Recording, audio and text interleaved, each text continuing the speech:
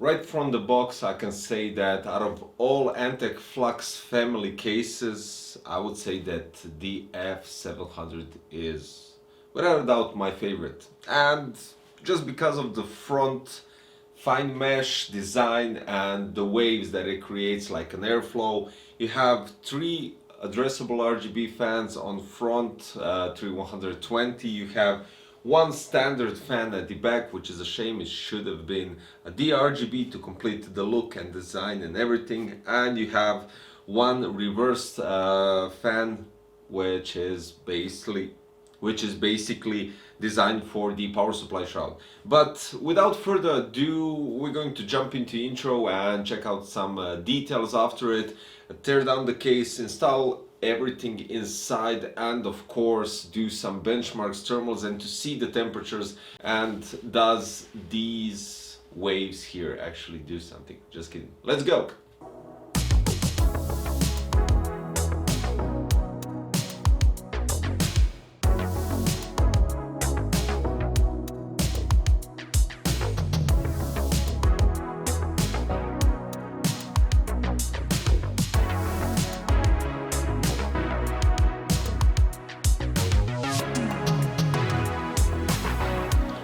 I immediately removed the tempered glass because it's standard tempered glass, 2 thumb screws on the side to remove it, and you just slide it out. That's it.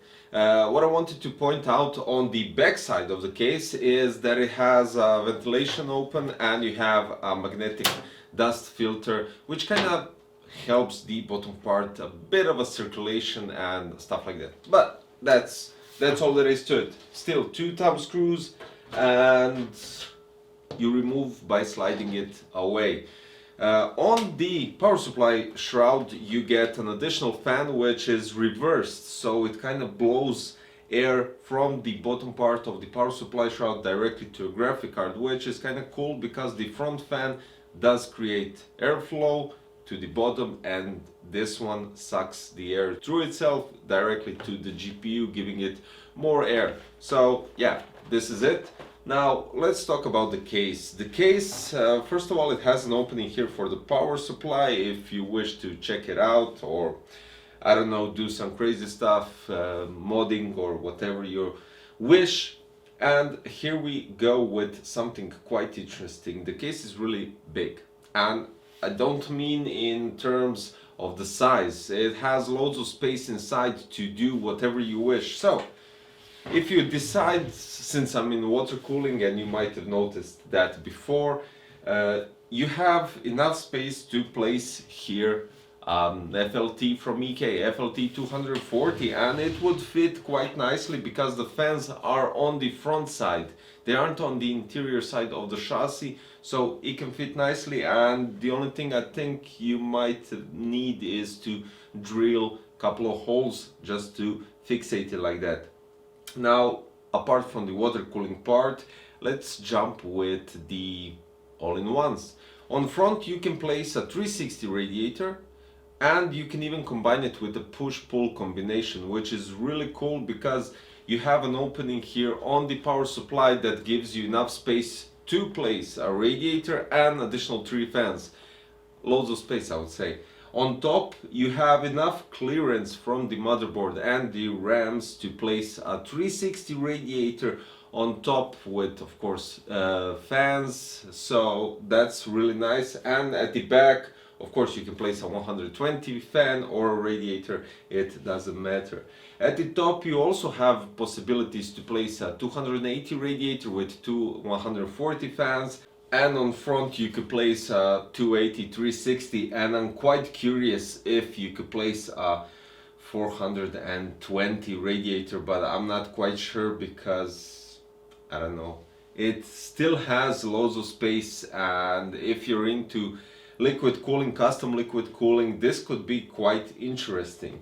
Now, taking into consideration that it does look like a larger case than usually that ANTEC does, well, usually that I reviewed, you have 2 openings on top here. So for the EPS cables for your motherboard, you have here for additional, I don't know, addressable RGB, PWM and stuff like that. I think this side opening is quite correctly placed for the 24 pin. Then you have here for your SATA or the USB 3.0, and at the bottom you have 3 openings.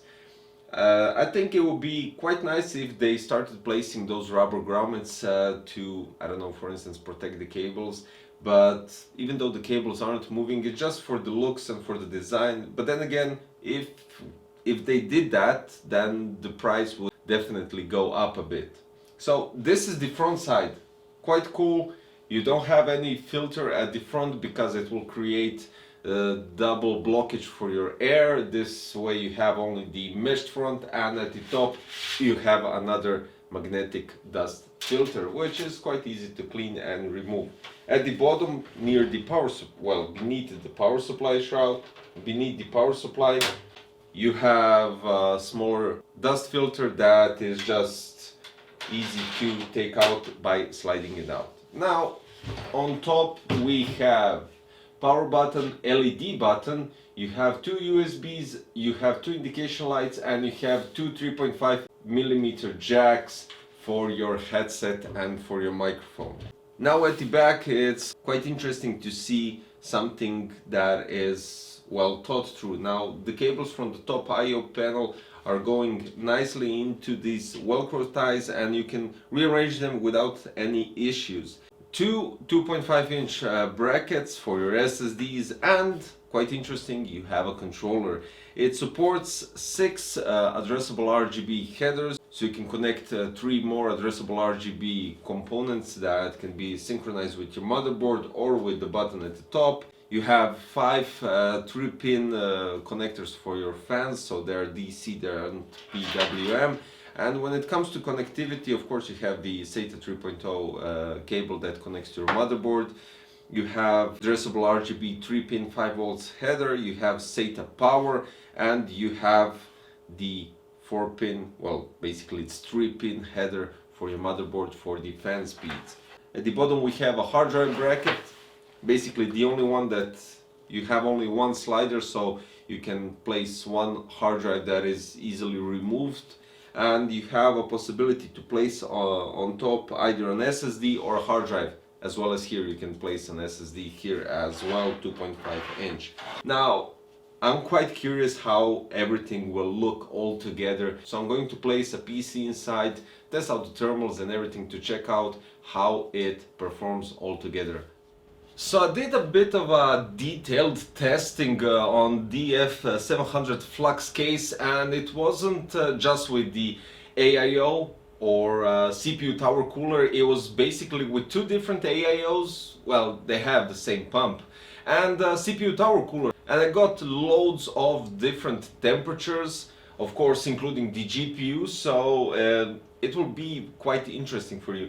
First, CPU tower cooler. It was Noctua NH-U9S, and even though it's a smaller CPU cooler, it got 65.9 Celsius degrees, which is quite alright. Adding cache to the load, 75.5 Celsius degrees, CPU plus FPU 88 Celsius degrees, which is kind of alright, taking into consideration the size of the cooler and the heatsink.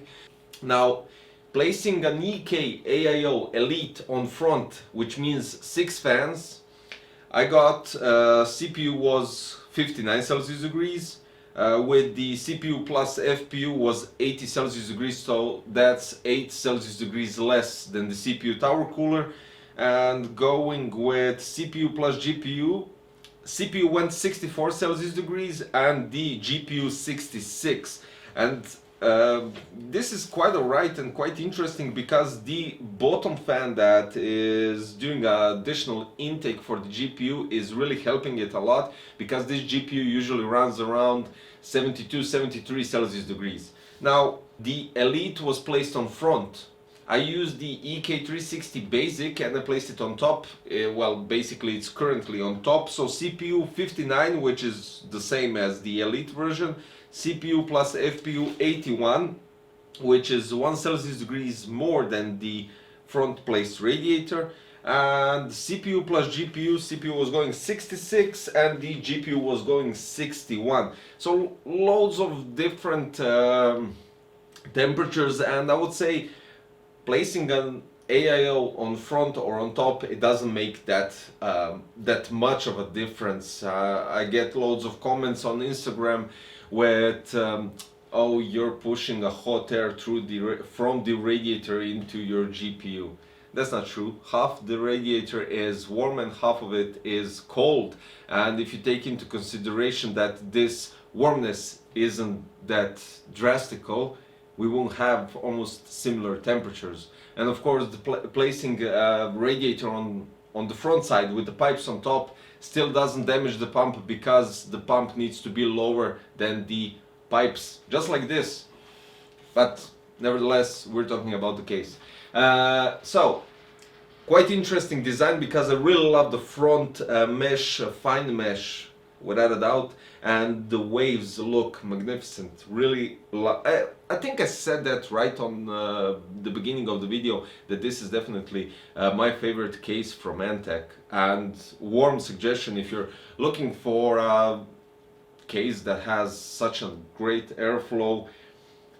The only thing that I can do here is just, you know, try to manage some with visuals on the interior, covering the right side part from the motherboard, and that's basically it. So a case that you get 3 addressable RGB fans with the controller, you get 1 fan at the back, and you get 1 fan for your power supply shroud, loads of possibilities for your storage, and loads of space inside the case. As you can see, 360 on top, 360 on front, with the push-pull combination on front as well.